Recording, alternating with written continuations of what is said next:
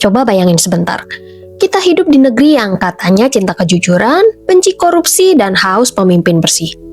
Tapi anehnya, setiap kali ada pejabat yang beneran lurus, yang kerja bukan buat kantong sendiri tapi buat rakyat, justru dia yang paling cepat dijatuhkan.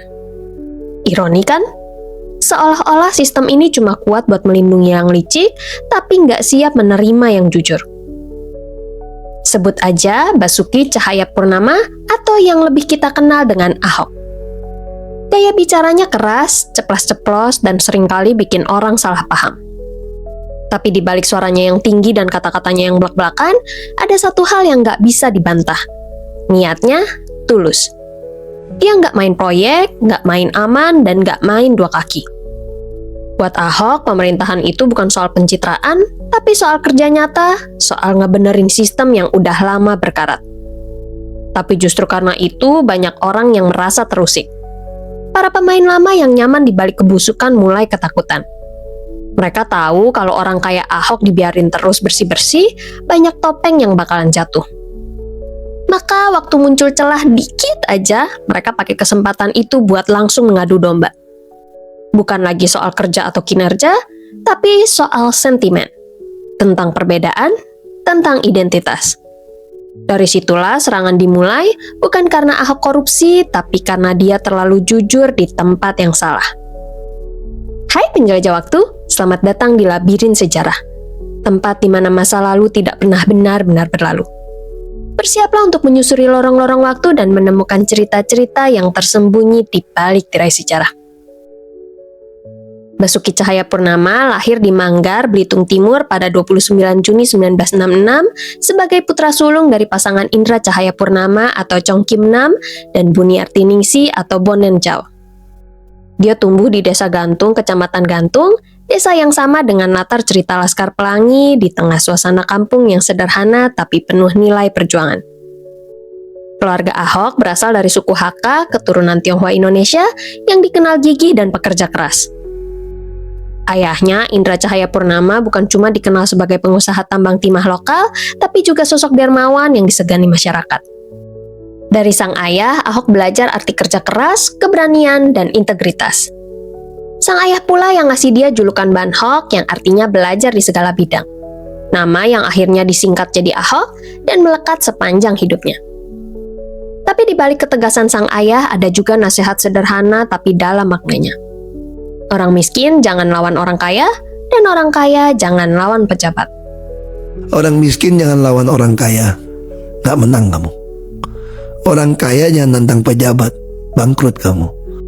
Kalimat itu bukan ajakan buat nyerah, tapi justru jadi pemantik buat Ahok, karena dari situ dia sadar satu-satunya cara melawan ketidakadilan adalah dengan masuk ke sistem dan memperbaikinya dari dalam.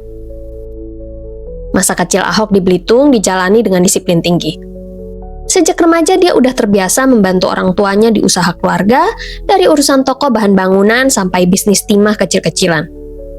Pengalaman itu ngasah kepekaannya sama realitas hidup masyarakat bawah, gimana susahnya cari makan, gimana orang kecil sering kalah cuma karena nggak punya akses ke kekuasaan. Setelah lulus SMP, orang tuanya sadar kalau potensi Ahok nggak bisa terus dikurung di pulau kecil itu. Maka dengan harapan besar mereka ngirim dia buat lanjut SMA ke Jakarta.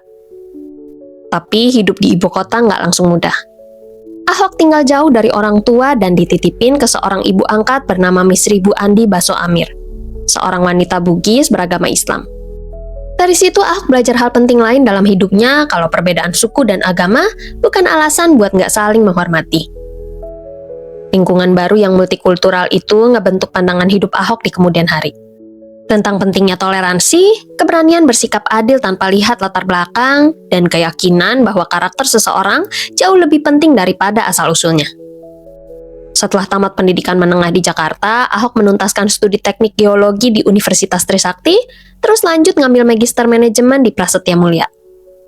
Kombinasi pendidikan teknik dan bisnis ini yang ngebentuk pola pikirnya yang pragmatis, terukur, dan berorientasi pada solusi.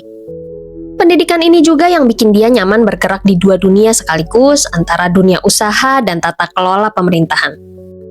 Pulang ke Belitung, Ahok mendirikan usaha termasuk CV Panda dan kemudian terlibat di PT Nurindra Eka Persada yang bergerak di sektor pertambangan dan industri. Pengalaman membangun pabrik dan menghadapi tekanan birokrasi bikin Ahok ngerasain langsung pahitnya korupsi. Waktu dia menolak bayar uang pelicin biar usahanya lancar, izinnya justru dipersulit sampai akhirnya pabrik itu tutup. Luka pengalaman ini bukan sekedar cerita kegagalan bisnis, tapi justru jadi pijakan yang menegaskan tekad dia buat memperbaiki sistem dari dalam. Ahok nggak tiba-tiba muncul di panggung politik. Dia masuk lewat jalan yang berakar dari pengalaman pahit menghadapi birokrasi dan praktek yang dia anggap nggak benar. Setelah meniti karirnya jadi pengusaha dan menduduki beberapa posisi di dunia bisnis lokal, Ahok akhirnya mulai terjun ke politik daerah tahun 2004 dan terpilih jadi anggota DPRD Kabupaten Belitung Timur, terus 2 tahun kemudian maju dan menang sebagai Bupati Belitung Timur. Buat masyarakat Belitung Timur yang terbiasa dengan gaya politik asal damai, Ahok datang dengan gaya baru yang keras, transparan, dan gak mau main aman. Dia bukan tipe pejabat yang cari muka, tapi yang menuntut hasil. Dalam waktu singkat, gaya kepemimpinannya yang tegas mulai terasa di daerah kecil itu. Sebagai bupati, Ahok fokus sama pelayanan publik dan transparansi anggaran.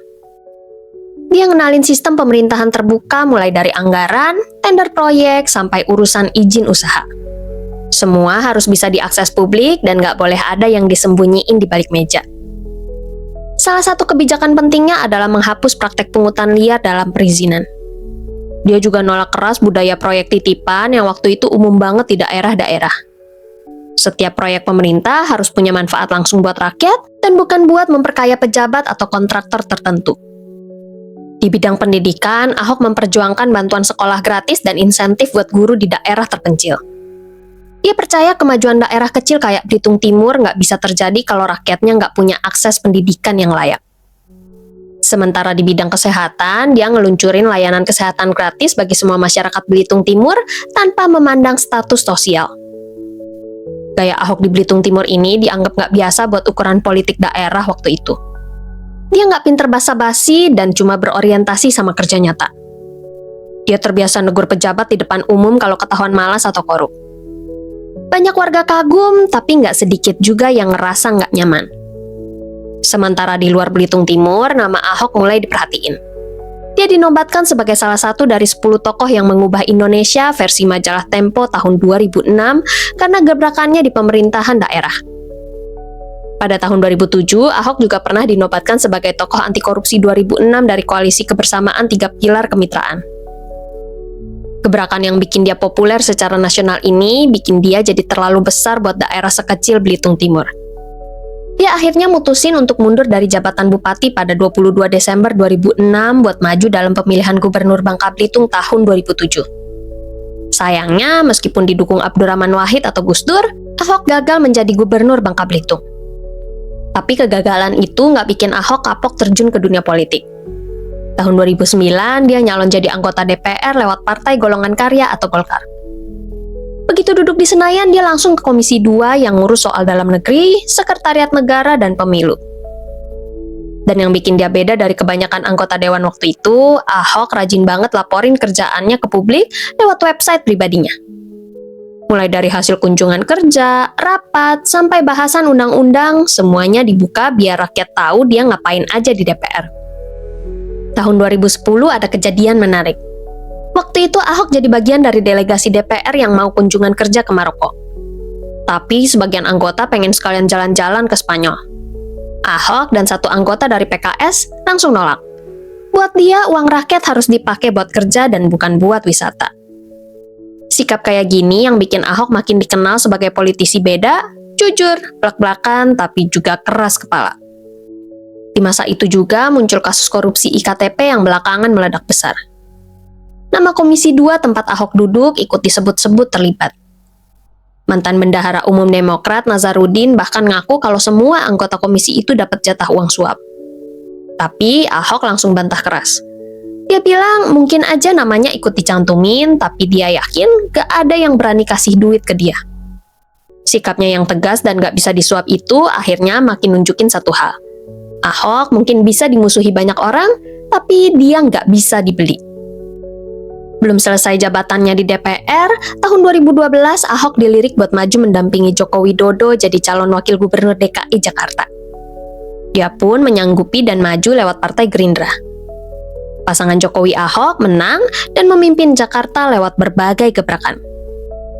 Begitu Jokowi dilantik jadi presiden tahun 2014, Ahok otomatis naik jadi gubernur DKI dan resmi dilantik pada November 2014. Momen penting sekaligus sensitif karena dia jadi pemimpin ibu kota sebagai sosok dari kelompok minoritas.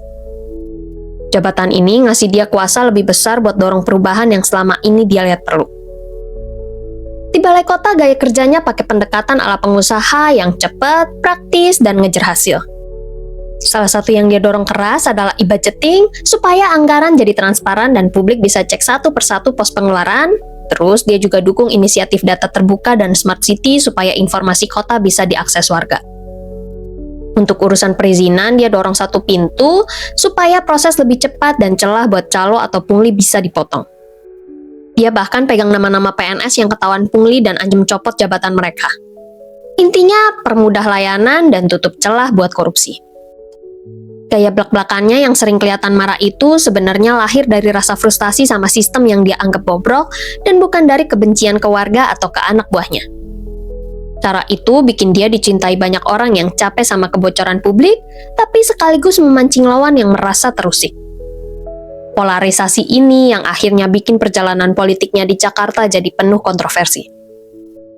Reformasi yang dibawa Ahok di balai kota bisa dibilang revolusioner, tapi juga bikin banyak orang kaget dan gak siap. Buat dia, jadi pemimpin bukan soal nyenengin orang, tapi beresin masalah. Fokus utamanya waktu itu adalah buat benahin Jakarta biar lebih tertata, lebih manusiawi, dan gak terus-terusan banjir di setiap musim hujan.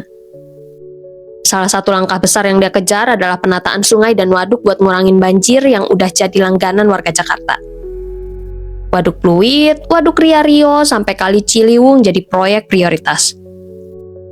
Tapi di balik itu ada keputusan yang paling kontroversial, relokasi warga bantaran kali.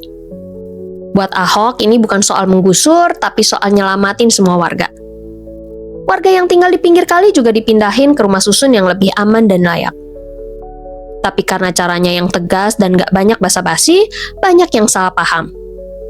Di mata sebagian warga, Ahok kelihatan kejam, padahal di balik ketegasannya, dia cuma pengen Jakarta nggak terus-terusan banjir karena saluran air yang mampet. Selain urusan sungai, Ahok juga mulai revitalisasi taman-taman kota dan transportasi publik. Dia pengen Jakarta jadi kota yang bisa dinikmati warganya dan bukan cuma tempat numpang lewat setiap hari.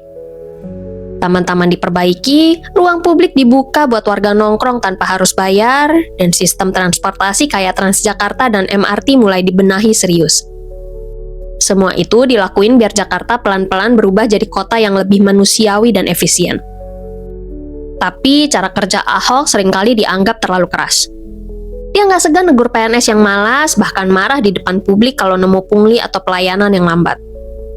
Buat sebagian orang, itu tindakan kasar. Tapi buat yang lain itu justru penyegaran karena akhirnya ada pejabat yang berani ngomong apa adanya dan gak takut kehilangan jabatan. Dan disinilah titik baliknya. Rakyat Jakarta mulai terbagi dua. Ada yang rasional yang lihat hasil kerja nyata dan ngerasa Jakarta emang berubah, tapi ada juga yang emosional yang tersinggung sama gaya bicaranya yang ceplas-ceplos, tanpa filter dan sering bikin panas telinga. Ahok sendiri gak pernah berusaha jadi politikus sopan. Dia bukan tipe yang pintar pencitraan atau ngomong manis di depan kamera. Dia jalan dengan gayanya sendiri, apa adanya, jujur, dan langsung ke pokok masalah. Tapi di negara yang seringkali lebih menghargai kepura-puraan ketimbang kejujuran, gaya kayak gitu justru bisa jadi musuh terbesar. Puncaknya ada di tahun 2016 menjelang Pilkada DKI 2017. Popularitas Ahok waktu itu lagi ada di puncak. Survei waktu itu nunjukin elektabilitasnya tinggi banget, bahkan banyak lawan politiknya yang ngaku, ya susah ngelawan orang kayak Ahok, kerjanya kelihatan banget. Tapi semua berubah cuma gara-gara satu pidato di Kepulauan Seribu. Waktu itu Ahok lagi ngobrol santai sama warga, ngomong soal jangan mau dibohongi pakai ayat suci buat kepentingan politik. Tapi potongan kalimatnya diambil sepotong, dipelintir, diedit, lalu disebar kemana-mana. Dari situ narasinya berubah total. Yang tadinya soal kerja dan kebijakan jadi soal agama dan identitas. Mulailah gelombang besar yang belum pernah terjadi di politik Indonesia modern dengan kampanye hitam masif, video editan yang viral, dan massa berjilid-jilid turun ke jalan. Bukan lagi debat tentang banjir, jalan, atau sistem, tapi soal keyakinan. Dan di titik itu, politik berubah jadi emosi kolektif. Ahok bukan jatuh karena dia gagal kerja, tapi dia jatuh karena kata-kata yang diseret keluar konteks dan identitasnya yang dijadikan alat politik. Ironisnya, orang yang dulu marah-marah karena pungli, karena korupsi, karena kemalasan birokrasi, justru tumbang karena hal yang gak ada hubungannya sama integritas atau kinerja. Bukan karena dia korup, bukan karena dia malas, tapi karena sebagian orang akhirnya lebih percaya potongan video daripada bertahun-tahun hasil kerja nyata. Ahok akhirnya didakwa menistakan agama dan proses pengadilannya jadi tontonan nasional. Media ramai, jalanan penuh dengan demonstrasi, dan suhu politik Jakarta memanas. Banyak yang bilang kasus itu lebih politis daripada hukum. Tapi di tengah semua tekanan itu, Ahok tetap tenang. Nggak ada drama, nggak ada teriak-teriak balas dendam. Dia malah minta para pendukungnya untuk nggak turun ke jalan dan nggak lawan dengan emosi. Waktu hakim bacain putusan 2 tahun penjara, suasana langsung hening. Banyak yang kaget, banyak juga yang kecewa. Lewat surat yang dibaca istrinya waktu itu, Veronica Tan, Ahok bilang kalau dia telah belajar mengampuni dan menerima keadaan ini. Ahok juga bilang Gusti ora sare atau Tuhan tidak tidur. Kalimat itu sederhana tapi dalam banget. Datang dari orang yang berusaha buat menjaga uang rakyat dari para koruptor, tapi dijatuhkan bahkan dipidana karena potongan video yang dipelintir sedemikian rupa. Buat banyak orang, Ahok jadi simbol. Kalau kejujuran di negeri ini seringkali nggak cukup buat menang. Ironisnya terasa makin tajam karena koruptor bisa keluar masuk penjara dengan mudah, bahkan ada yang malah masih bisa tersenyum di depan kamera. Tapi pejabat yang kerja bersih dan berani melawan sistem busuk justru harus duduk di balik jeruji. Setelah hampir 2 tahun di penjara, Ahok keluar dengan cara yang jauh lebih tenang daripada waktu dia masuk. Bukan dengan amarah, bukan dengan ambisi buat balas dendam politik, tapi dengan sikap yang lebih kalem dan lebih dewasa. Banyak orang pikir karir politiknya udah tamat, tapi ternyata jalan hidup Ahok masih punya babak baru. Tahun 2019, pemerintah nunjuk dia jadi komisaris utama Pertamina, sebuah posisi strategis di salah satu BUMN paling besar di Indonesia dan juga yang paling sering dikritik karena boros dan gak efisien. Penunjukan ini sempat bikin heboh. Ada yang dukung karena percaya Ahok bisa jadi obat pahit buat perusahaan besar yang sering disebut-sebut sarang kepentingan. Tapi ada juga yang nyinyir, ngerasa kalau dia cuma dibuang ke posisi non-politik. Begitu masuk Pertamina, Ahok langsung kerja dengan gaya khasnya. Tegas, blak-blakan, dan gak segan bongkar yang gak beres. Dia mulai buka masalah struktur gaji direksi dan pegawai yang gak efisien, di mana orang yang udah dicopot dari jabatannya masih nerima gaji gede. Dia juga mengkritik keras sistem pengadaan dan birokrasi yang tumpang tindih, termasuk praktek pergantian direksi yang dilakukan tanpa sepengetahuannya. Banyak yang kaget karena dia ngomong apa adanya, bahkan soal kebocoran di dalam tubuh Pertamina sendiri. Tapi di sisi lain, itulah cara dia ngeberesin sistem, dengan transparansi dan bukan pencitraan. Dan hasilnya mulai kelihatan. Selama beberapa tahun terakhir, Pertamina diklaim mendapat untung terbesar sepanjang sejarah di masa Ahok menjabat sebagai komisaris utama Pertamina. Ahok mungkin bukan direktur utama yang ngatur operasional harian, tapi perannya sebagai pengawas dan pengarah kebijakan jelas terasa. Di bawah struktur baru yang lebih efisien dan ketat, laporan keuangan Pertamina menunjukkan performa positif, bahkan mencetak laba triliunan rupiah. Buat banyak orang, ini kayak dejavu. Dulu waktu di Balai Kota, Ahok juga diserang karena tegas dan jujur, tapi hasil kerjanya tetap nyata. Ahok mungkin udah nggak duduk di kursi pemerintahan, tapi spirit kerjanya masih sama. Beresin yang bisa diberesin, meski harus jadi orang yang paling nggak populer di ruangan. Dan setelah semua yang dia lewati, muncul satu pertanyaan yang rasanya nyentil banget. Kalau orang sejujur Ahok aja bisa dijatuhin, siapa lagi yang berani jujur di negeri ini? Kalimat itu bukan cuma sindiran, tapi juga refleksi. Karena kita sering lupa. Kita marah kalau pejabat korup, tapi begitu ada orang yang tegas dan berani ngomong apa adanya, kita malah risih. Kita pengen pemimpin yang bersih, tapi Tapi begitu dia ngomong dengan nada keras atau gaya yang nggak sesuai dengan selera kita, langsung ditolak mentah-mentah. Ironisnya, kadang yang kita tolak bukan kesalahannya, tapi justru kejujurannya. Ahok mungkin bukan orang sempurna. Tapi di zaman di mana banyak pejabat sibuk jaga citra, Ahok justru milih jaga hati nurani.